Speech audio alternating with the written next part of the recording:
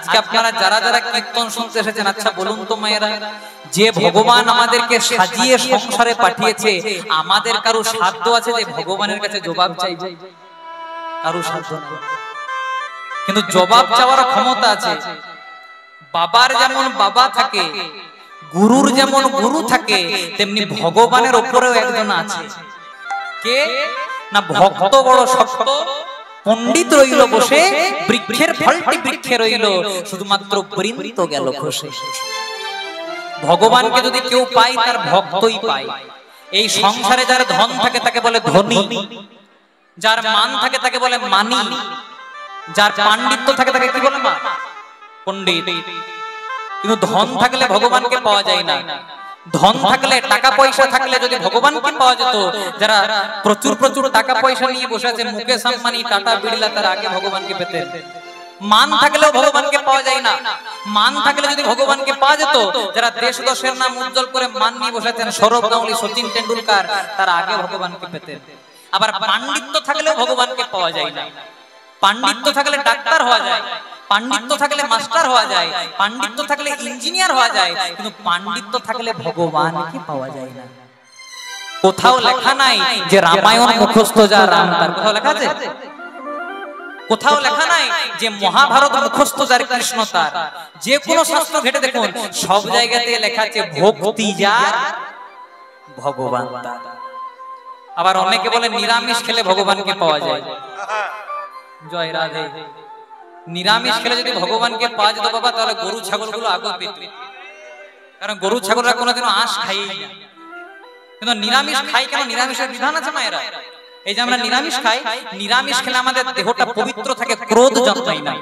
আর এই ক্রোধ মুক্ত দেহে ভগবানের সাধন ভজন আগে করা যায়। তাই যারা প্রকৃত সাধু সন্ত মহাত্মা বৈষ্ণব, তারা কিন্তু একটু নিরামিষ আহার করে। এই যে ভক্তের কথা বললাম, ভগবানের কাছে যদি কেউ জবাব চাইতে পারে, তাহলে কে পারবে? শুধু ভক্তই পারবে। বৃন্দাবনে একজন বাবাজি একটা গাছের তলায় ধ্যান করত মা, অনেকদিন ধরে। বাবাজি কি নাম? না রামদাস বাবাজি। তা রামদাস বাবাজি প্রত্যেক দিন কৃষ্ণ নাম হরি নাম জপ করে। একদিন সেই পথ দিয়ে পেরিয়ে যাচ্ছে কে? ধ্যান করছে বাবাজি, আর পথ দিয়ে পেরিয়ে যাচ্ছে কে? না যিনি ঝালে ঝোলে অম্বলে সব জায়গাতেই থাকে। কি নাম? নারদ। শুধু পুরাণেই নাই মা, এমন কোন গ্রাম নাই যেখানে এক দুটি। কি বলতে কি চাইছো তুমি? এখানে আছে নাকি? জয় রাধে। না না, আপনাদের গ্রামের কথা বলে নেই, ভালো গ্রাম, নিতাই গৌর প্রেমানন্দ হরি হরি। তার নারদ মুনি পেরিয়ে যাচ্ছে সেই পথে, আর ওই রামদাস বাবাজি বাবা ধ্যান করছে। হঠাৎ রামদাস বাবাজি নারদকে, জয় নারদ, কোথায় যাচ্ছ? হয় বলছে আমি ভগবানের কাছে যাচ্ছি। তাহলে ভগবানের কাছে যে যাচ্ছ, তা ভগবানকে একবার জিজ্ঞাসা করে আসবে তো, যে ভগবান আমাকে কবে কৃপা করবে? এতদিন ধরে তো ধ্যান করছি, এতদিন ধরে তো সাধন ভজন করছি, তা ভগবান আমাকে কবে কৃপা করবে? উত্তরটা নিয়ে এসো তো। তো নারদ মুনি বলছে দাঁড়াও দাঁড়াও দাঁড়াও, এখনই উত্তর নিয়ে আসি। এবার নারদ মুনি চলে গেছে মা ভগবানের সঙ্গে দেখা করতে। প্রভু, এই এই এই ব্যাপার, তোমার একজন ভক্ত আছে রামদাস বাবাজি, 24 ঘন্টা তোমার নাম করে বৃন্দাবনে একটা তেঁতুল গাছের তলায় বসে বসে। তা ওই বাবাজি প্রশ্ন করেছে তুমি ওকে কবে কৃপা করবে? তখন ভগবান বলছে ওকে গিয়ে বলে দাও, যে তেঁতুল গাছের তলে বসে বসে কৃষ্ণ নাম জপ করছে, রাম নাম জপ করছে, ওই তেঁতুল গাছে যেদিন একটাও পাতা থাকবে না, সেদিন কৃপা করবে। জয় রাধে। তখন নারদ মুনি বলছে কেন প্রভু? পরিষ্কার বলে দিলেই তো পারতে যে কৃপা করবে না। এখন এত পাতা, যেদিন পাতা থাকবে না সেদিন কৃপা করবো? যাও, তোমাকে যতটা কাজ দিয়েছি তুমি বলে দিয়েছো। এবার করেছে কি মা? এবার নারদ মুনি সেই ভক্তের কাছে গেছে। রামদাস বাবাজি বলছে হ্যাঁ গো নারদ, কই মুখটা মলিন করে খবর পেয়েছো? বলছে হ্যাঁ খবর পেয়েছি, কিন্তু খবরটা শোনার মতো তোমার নয়। বলে কেন? কারণ খবরটা শুনলে তোমার মনে খুব দুঃখ হয়। বলে কেন? ভগবান বলেছে এই যে তেঁতুল গাছের তলে বসে বসে রাম নাম জপ করছো, কৃষ্ণ নাম জপ করছো, এই তেঁতুল গাছে যেদিন একটাও পাতা থাকবে না, সেদিন কৃপা করবে। কথাটা বলে দিয়েছে, আর এদিকে রামদাস বাবাজি নৃত্য শুরু করে দিয়েছে। নারদ মুনি মনে মনে চিন্তা করছে বোধহয় কৃপা করবে না বলেছে, তাই বোধহয় পাগল হয়ে নৃত্য করছে। হ্যাঁ গো, নৃত্য করছো কেন? পাগল হয়ে গেল নাকি? তো রামদাস বাবাজি বলছে না, পাগল হই নাই গো। তাহলে নৃত্য করলে কেন? বলছে ভগবান তো একবারও বলে নাই যে কৃপা করব না।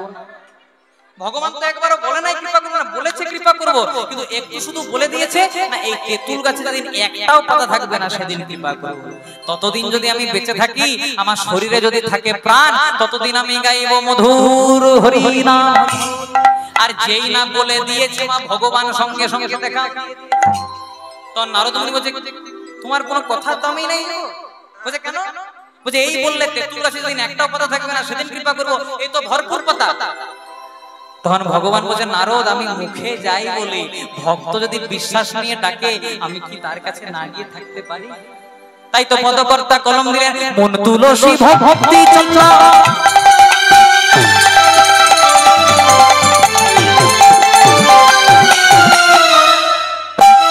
মন তুলসী ভক্তি চন্দ্র যে জন তারে দিতে পারে,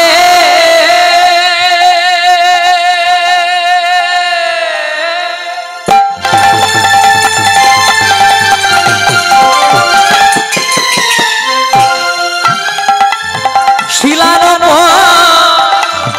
কাষ্ঠের চন্দ্র তাকে ঘষতে হয় না বারে বারে। মন তুলসী ভক্তি চন্দন যে যে তারে দিতে পারে,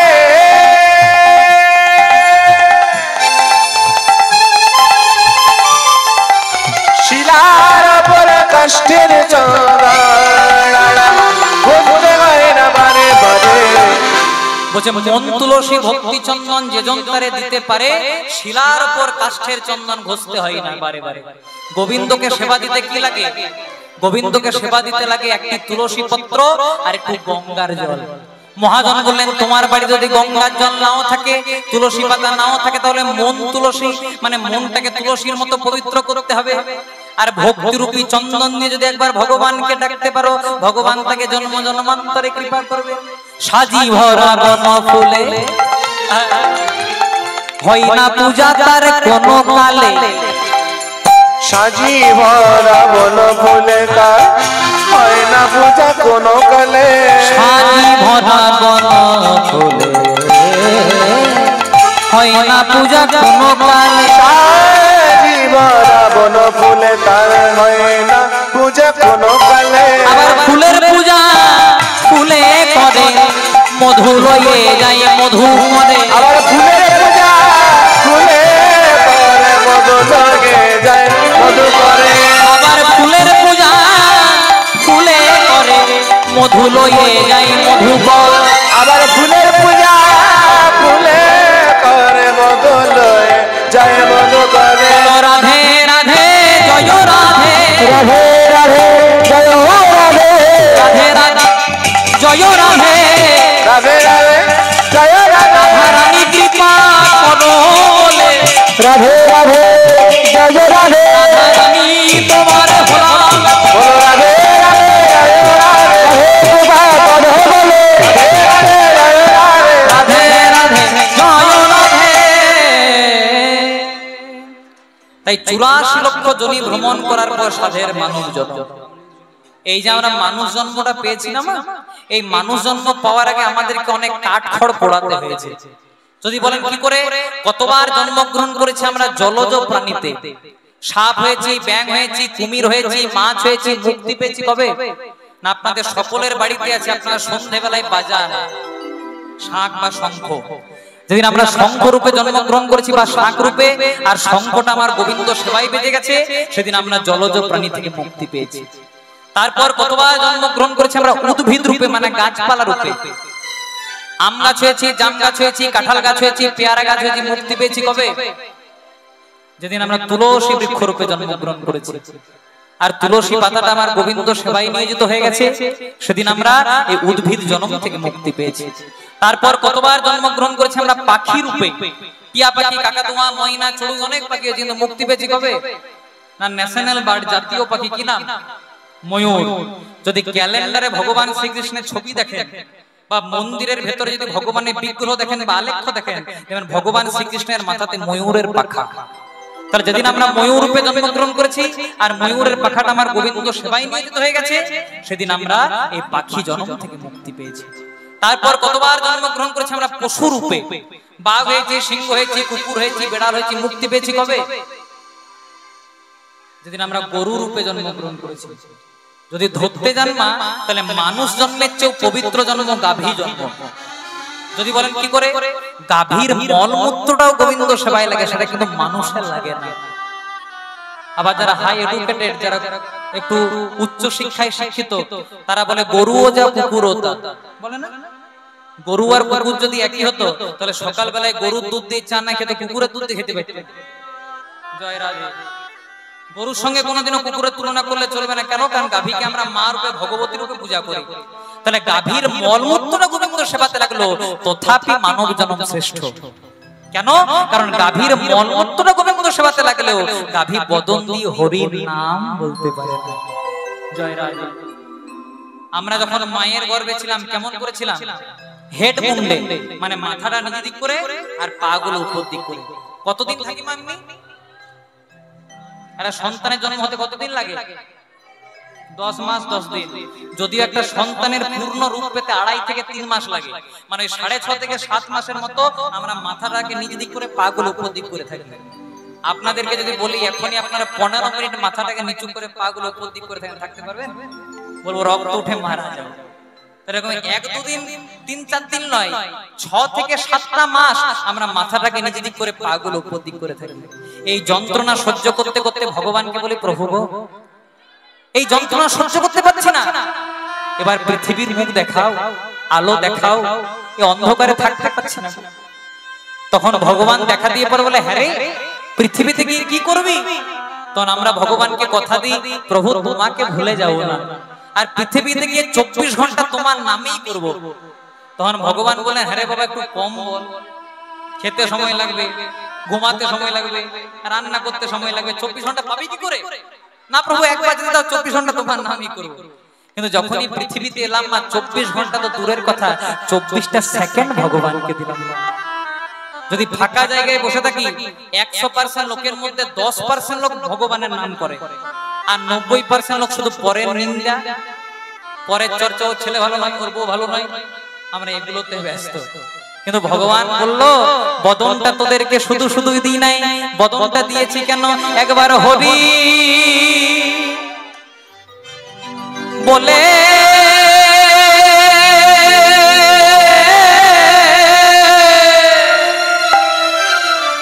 এটা কীর্তনের আদি জিনিস। হরি বলে কানে রে মনামা,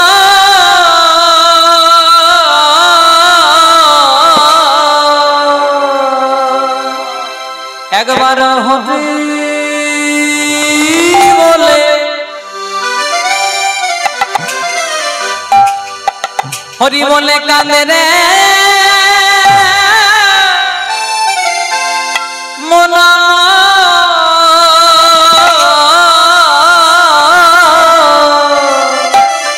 একেবারে ঘড়ি বলে ডাকরে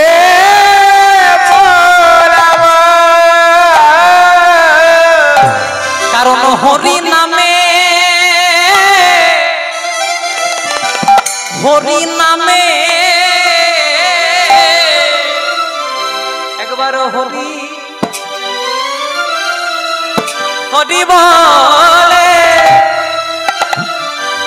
ডাকরে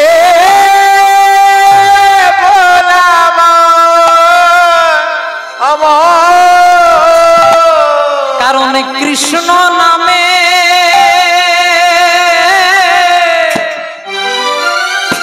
কৃষ্ণ নামে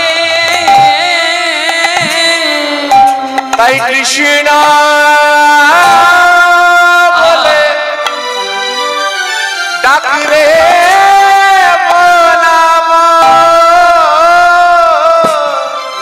বলে ভজনিতাই, এতদিন ভজনিতাই ভজনিতা,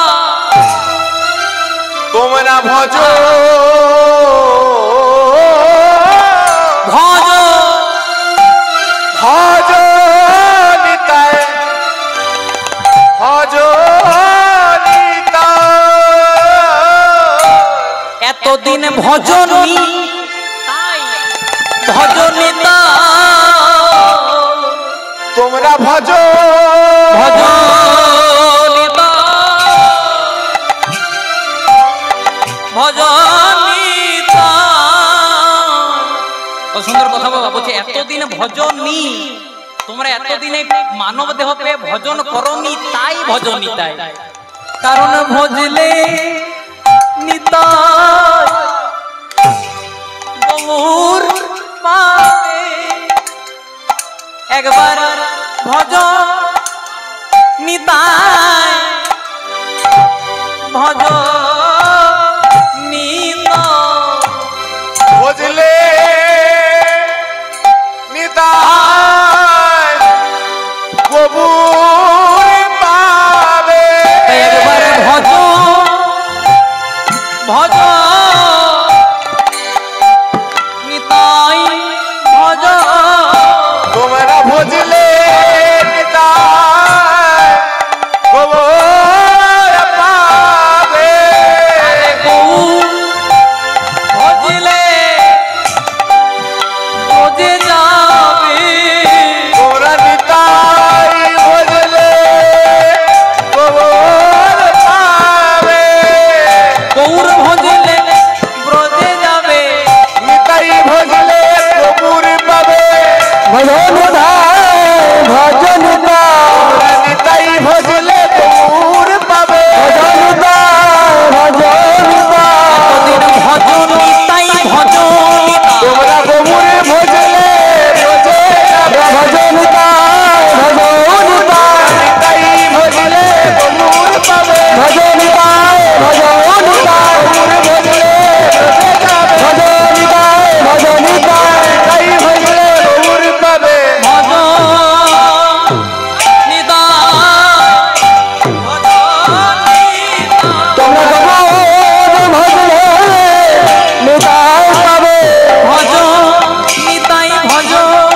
তোমরা গৌর ভজলে ভজে যাবে। বলে হরি হরি হরি বলে। হরি হরি হরি বলে।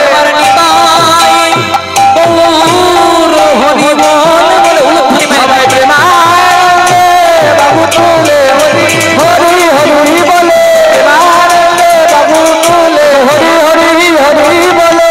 এতদিন ভজ আহ, নিতা ভজনিতা।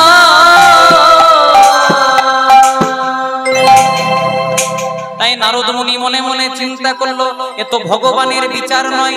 কারণ যে ভগবান হয়ে বাবা মাকে কাঁদায়, এ তো ভগবানের কাজ নয়।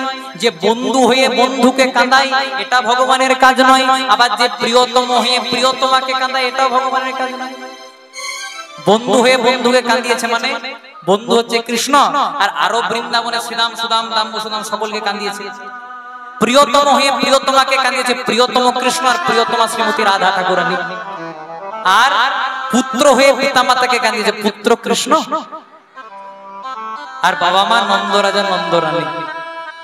এই যে কৃষ্ণ বৃন্দাবন ছেড়ে চলে গেছিলেন মা, শুধু শুধুই কি গেছিলেন? ভগবানও জানতেন যে আমি যদি বৃন্দাবন ছেড়ে চলে যাই তাহলে আমাকে দেখে জগতের মানুষ খারাপ শিক্ষা পাবে। কিন্তু এটা জানা সত্ত্বেও ভগবান চলে গেলেন। কারণ আপনি আচরি ধর্ম জীবেরই শেখায়, আপনি না আচরিলে জীবকে শেখায় না যায়। গোলক বৃন্দাবনে একদিন রাধারানীর হয়েছিল প্রচন্ড অহংকার। কি অহংকার? রাধারানী মনে মনে চিন্তা করলো আমি ছাড়া কৃষ্ণ লীলা হবে না। কৃষ্ণ যখনই লীলা করতো বৃন্দাবনে রাধাকে বাদ দিয়ে করতো না, আর এইটাই অহংকার হয়ে গেল। রাধারানী মনে মনে চিন্তা করলো আমি ছাড়া কৃষ্ণ লীলাই হবে না। কিন্তু রাধারানীর অহংকার চূর্ণ করার জন্য ভগবান তার অঙ্গ থেকে সৃষ্টি করলেন আরেকজন নারী, যার নাম দিলেন বিরজা। এবার বিরজাকে নিয়ে কৃষ্ণ লীলা করছে, আর শ্রীরাম বলেন শ্রীরাম যতক্ষণ আমি বিরজাকে নিয়ে লীলা করব তুই একটু দরজার পাহারা দিবি। তখন শ্রীরাম বলছে কৃষ্ণ তুই যখন বিরজাকে নিয়ে লীলা করবি আমি না হয় সবাইকে আসতে বাধা দিয়ে দেবো, কিন্তু যদি আসে তোর রাধা তবে কেমনে দেব বাধা? বলছে চিন্তা নাই, রাধারানী আসবে না। এবার কৃষ্ণ বিরজা লীলা করছে আর দরজা পারে কে দেখছে? মা শ্রীরাম। কথায় আছে যেখানে বাঘের ভয় কত জানো সেখানে ভয় ছিল রাধারানী, আর প্রথমে রাধারানী চলে এসেছে। আর যেই না রাধারানী এসেছে, আজকে রাধারানী কিছু প্রশ্ন করে নাই, শ্রীদাম দূর থেকে বলছে ও রাধে এইদিকে এসো না, তোমার কৃষ্ণ এখানে নাই। ঠাকুর ঘরে কে? না না আপনারা গিয়েছে দেখবেন অনেকে বলে না আমি সাতেও নাই পাঁচেও নাই, তারা হয়তো সাতে পাঁচে থাকে না, কিন্তু তারা ছয়ে নয়ে থাকে। এমন সংসারে ৯-৬ করে দেবে না ১২ বাজে। জয় রাধে। তাই যারা বলে সাতেও থাকি না পাঁচেও থাকি না, তাদের কাছ থেকে ১ কিলোমিটার দূরে থাকি। জয় রাধে। আজকে রাধারানী কিছু প্রশ্ন করে নাই, তার আগে শ্রীরাম বলছে ও রাধে এইদিকে এসো না, তোমার কৃষ্ণ এখানে নাই। তো রাধারানী বলছে হ্যাঁ রে শ্রীরাম, তোর কাছে জানতেই চাইলাম না কৃষ্ণ আছে না নাই, কৃষ্ণ নাই। তখন শ্রীরাম বলছে রাধে আমার কৃষ্ণ বলেছে যতক্ষণ আমি বিরজাকে নিয়ে লীলা করব কাউকে প্রবেশ করতে দিবি না। একদম হাটে হাড়ি ভেঙে দিয়েছে। বলছে বুঝতে পেরেছি বাবা, এখানেই কৃষ্ণ আছে, একবার প্রবেশ করতে দেখেই চলে আসবে। এবার রাধারানী একটু জোর করে প্রবেশ করতে গেল, আর শ্রীরাম একটু ধাক্কা দিয়ে ফেললো। রাধারানী পড়তে পড়তে পড়তে পড়তে বেঁচে গেল। শ্রীরাম এই যে তুই গোলক বৃন্দাবনে দাঁড়িয়ে আমাকে ধাক্কা দিয়ে দৈত্যের মতো আচরণ করলি, তোকে অভিশাপ দিলাম, আগত পরবর্তী জন্মে তোর জন্ম হবে দৈত্যকুলে, তোর নাম হবে শঙ্খচূড় দৈত্য। শ্রীরাম বলছে রাধে তুমি আমাকে লঘু পাপে গুরুদণ্ড দিয়ে দিলে গো, আমি তো শুধু কৃষ্ণের আদেশ পালন করছিলাম, তা বলে এত বড় অভিশাপ দিয়ে দিলে যে আমি শঙ্খচূড় দৈত্য হব, অভিশাপটা ফিরিয়ে না। রাধারানী বলছে যদি মুখ থেকে একবার অভিশাপ বেরিয়ে যায় সেটাকে ফেরানো যায় না, ফেরাতে পারবে না। তখন শ্রীরাম বলছে তাহলে তুমি যদি অভিশাপটা আমাকে দিলে, লঘু পাপে গুরুদণ্ড দিলে, আমিও তোমাকে অভিশাপ দিলাম, যে কৃষ্ণকে না দেখে তুমি এক মুহূর্তও থাকতে পারো না, যে কৃষ্ণকে না দেখলে তোমার অনবরত নয়নে নয়ন কুম্ভ বরিশন হয়, সে কৃষ্ণের সঙ্গে তোমার 100 বছর কোনো দেখাই হবে না। ওই যে শ্রীরাম বলেছিল যে 100 বছর কোনো দেখা হবে না, তাই কৃষ্ণ বৃন্দাবন ছেড়ে মথুরায় গেছিল, মা দ্বারকায়। এবার কি হয়েছে দেখুন, ভেতরে কে ছিল? কৃষ্ণ আর বিরজা। বিরজা রাধারানী কোন রকমে ভেতরে প্রবেশ করে দিয়েছে জোর করে। তখন বিরজা থরথর করে কাঁপতে কাঁপতে জোর কৃষ্ণ তোমার রাধা বলছে ভয় পেও না, তুমি হয়ে দাও জল আর আমি হব একটা কালো সর্প। রাধারানী কিছু বুঝতে পারবে না। এবার রাধারানী যেই না প্রবেশ করেছে, দেখছে একটা জলের উপর একটা কালো সর্প খেলা করছে। কথায় আছে ইঙ্গিতে পণ্ডিত বুঝে। রাধারানী বুঝতে পেরে গেল যে আমার সঙ্গে ছলনা করার জন্য কৃষ্ণ হয়েছে সর্প, বিরজাকে করেছে জল, তাই রাধারানী ময়ূর রূপ ধারণ করল। আর এই ময়ূর রূপ ধারণ করে জলের মধ্যে গিয়ে সাপটাকে মুখে করে তুলল। সাপে ময়ূরে যুদ্ধ হলো, মানে রাধা কৃষ্ণদের যুদ্ধ হলো। যুদ্ধ চলতে চলতে ময়ূরটা সাপটাকে মুখে করে নিয়ে 3 বার মোচড় দিল বাবা, একবার। আর যেই না 3 বার মোচড় দিল, 3টে জায়গা ভেঙে গেল। সেদিন থেকে সোজা হয়ে দাঁড়াতেই শিখে নাই। ক্যালেন্ডারে ছবি দেখবে যত সোজা করে তত বাঁকা হবে। জয় রাধে। জনেক নদিয়া নগরী বলছে হ্যাঁ গো কৃষ্ণ তো ভগবান, ও কি সোজা হবে? বলছে সোজা হবে। বলে কবে সোজা হবে? এসেছে, খুব ভালো গায়, এসেছে ব্রজের বাঁকা কালো সখা দেখবি তোদের এই সোনার নদী। এসেছে এসেছে ব্রজের বাঁকা কালো সখা দেখবি গায়ে তোদের এই সোনার নদী। এসেছে ব্রজের বাঁকা কালো সখা দেখবি তোদের এই সোনার নদী। এসেছে ব্রজের বাঁকা কালো সখা দেখবি গায়ে তোদের এই সোনার নদী গায়ে। রং ফিরেছে ঢং ফিরেছে, রং ফিরেছে ঢং ফিরেছে, দেখো রং ফিরেছে ঢং ফিরেছে, রং ফিরেছে ঢং ফিরেছে, রং ফিরেছে ঢং ফিরেছে। মানে কৃষ্ণের গায়ে রং কি ছিল মা? কালো। জয় রাধে। কিন্তু এখন কালো নাই, রাধা কান্তি। কান্তি মানে রাধা রংটা গায়ে নিয়ে কলিকালে যখন গৌর হয়েছে তখন রংটা ফর্সা হয়ে গেছে। আর ঢং ফিরেছে মানে কৃষ্ণ দাপর যুগে কেমন করে দাঁড়াতো? বাঁকা হয়ে। এখন আর বাঁকা হয়ে দাঁড়ায় না, মানে হেমদণ্ড বাহু তুলে সোজা হয়ে দাঁড়ায়। তাই রং ফিরেছে ঢং ফিরেছে, আর রং ফিরেছে ঢং ফিরেছে, এখন আর কালো বরণ না। রং ফিরেছে ঢং ফিরেছে, এখন আর কালো বরণ নাই। রাধা অঙ্গে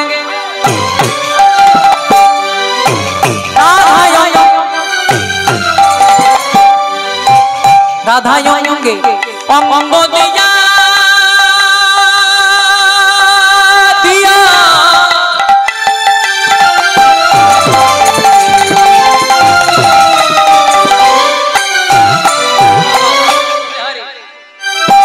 রাধা অঙ্গে অঙ্গ দিয়া কলিতে সোনার গোরারা ওই রাধায় অঙ্গে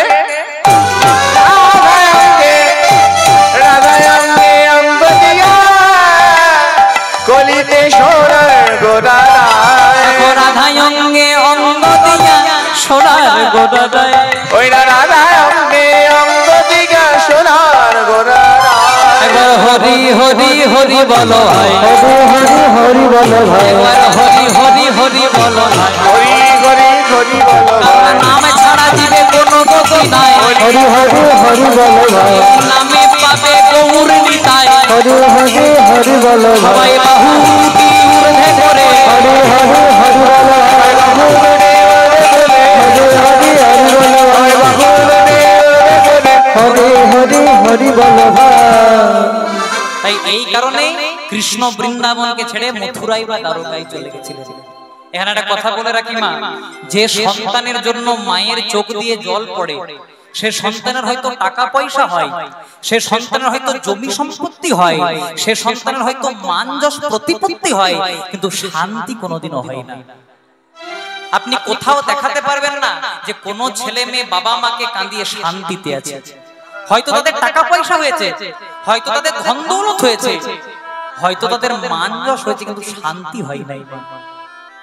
এই সংসারে আমাদের সবচেয়ে বড় গুরু হলো বাবা মা।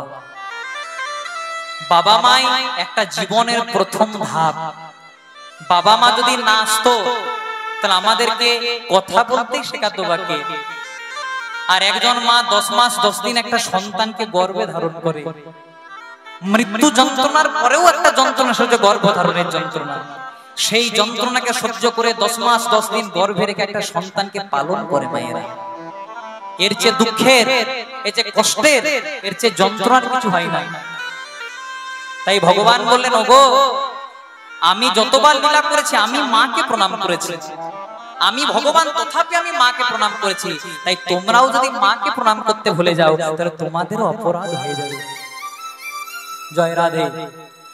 নারদ মুনি মনে মনে চিন্তা করলো, তাহলে ভগবান যদি এত এত খারাপ কর্ম করেছে, আজকে ভগবানের কাছে আমি জবাব চাইতে যাব। আর যেই না জবাব চাইতে যাবে মা, একজন বৃন্দাবনবাসী হাত ধরে, ও নারদ কোথা যাবে? বলছে কেন? তোমাদের হয়ে কৃষ্ণের কাছে জবাব চাইতে যাব। তখন বৃন্দাবনবাসী বলছে, শোনো, কৃষ্ণ এখন আর আগের মতো মাঠে ঘাটে গরু চড়াই না, আর কৃষ্ণ ব্রজগোপীদের বস্ত্র ধরে গাছের ডালে বসেও থাকে। তাহলে কৃষ্ণ কোথায়? না, কৃষ্ণকে দেখা পেতে গেলে ওই দ্বারকার 7টা দরজা অতিক্রম করে যেতে হবে। তখন নারদ মুনি বলছে, আমার নাম নারদ, আমাকে কেউ রদ করতে পারে না। কৃষ্ণের সঙ্গে 7টা দরজা অতিক্রম করে আমি দেখা করতে যাব না। আমার কাছে এমন একটা অস্ত্র আছে, আমি যদি একবার প্রয়োগ করে দিই আমাকে কৃষ্ণের কাছে যেতে হবে না, কৃষ্ণ আমার সঙ্গে দেখা করতে আসবে। কি সে অস্ত্র? সে অস্ত্র হলো রাধা নামের মহামন্ত্র। তাই নারদের হাতে একটা জিনিস সব সময় থাকে মা, জয় রাধা আসতে। নারদের হাতে সব সময় একটা জিনিস থাকে, কি না? বীণা। তাই নারদ তার বীণাটিকে বলছে, ও বীণা।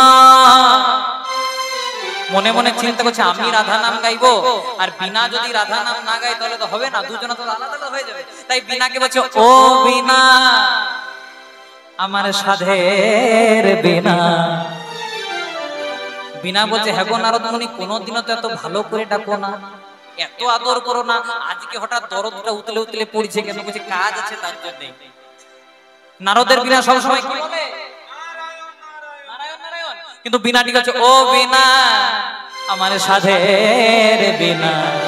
বীণা নারায়ণ নারায়ণ বলিস না, নারায়ণ নারায়ণ বলতে হবে না, একবার বাজ রে বীণা, একবার বাজ রে বীণা, একবার বাজ রে বীণা, একবার বাজ রে বীণা, একবার বাজ রে বীণা। নারদের বীণা কি বলে? নারায়ণ নারায়ণ। বলছে নারায়ণ নারায়ণ বলে নয়, রাধে রাধে রাধে বলে আমার বীণা বাজ রে বীণা, রানী কৃপা করো বলে আমার বীণা বাজ রে বীণা। ও বীণা বলতো একবার রাধে রাধে বল, রাধে রাধে।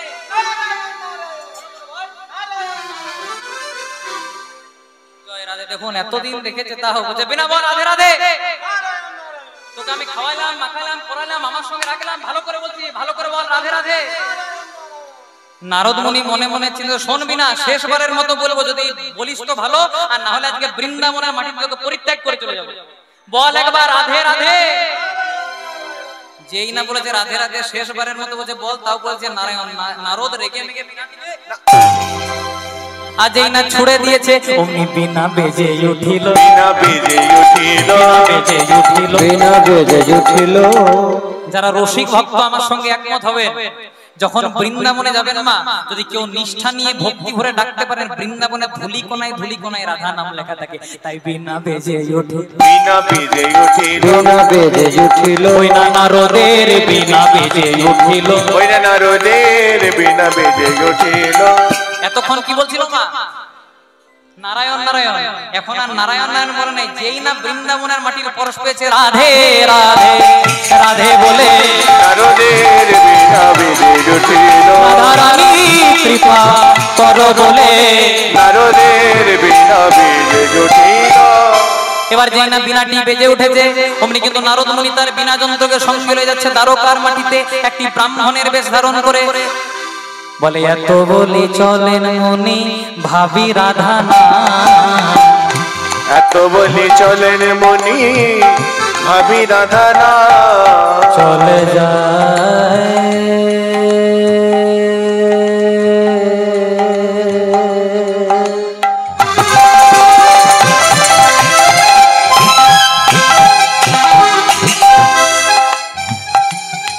মুখে রাধা রাধা রাধা রাধা রাধে রাধে নাম করবে না,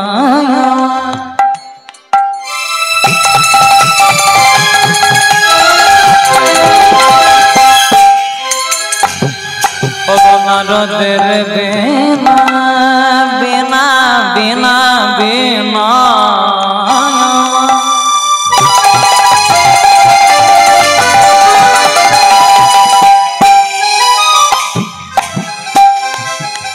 মুখে নারায়ণ বাদ দিয়ে রাধা নাম স্মরণ করে,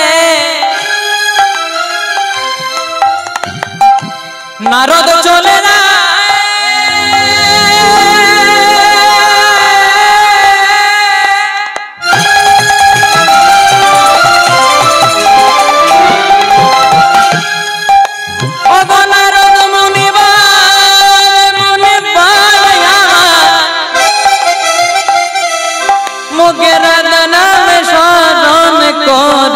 চলে যায়,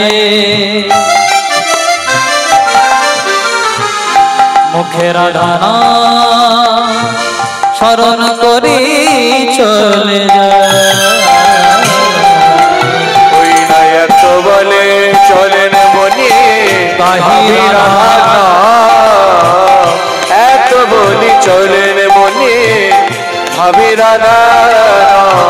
ওই না তারকা এসে নারো পরে রাধা না, কৃষ্ণধার করে রাধা না, ওই না দ্বারকা এসে নারো করে রাধা না। দ্বারকায় এসে নারদ মুনি আজকে উচ্চস্বরে রাধা নাম গাইতে শুরু করেছে। আর নারদ মুনি একটি ব্রাহ্মণের বেশ ধারণ করে এসেছে। কেন? কারণ নারদ মুনি মনে মনে চিন্তা করে যে কৃষ্ণ তো বৃন্দাবনবাসীদেরকে ভুলে গেছে, একবার আমি পরীক্ষা করে দেখি যে আমাকেও ভুলে গেছে কিনা। তাই নারদ মুনি একটি ব্রাহ্মণের বেশ ধরে আজকে বৃন্দাবনের মাটি থেকে দ্বারকায় এসে পরে শুরু করেছে রাধা নাম। রাধা রানী তোমার হলাম বলে, আমি জানি কি জানি না, রাধা রানী তোমার তুমি আমার হলে বলে তাও আমি জানি কি জানি না, জানি কি জানি না, কিন্তু আমি তোমার আমি তোমার আমি তোমার আমি তো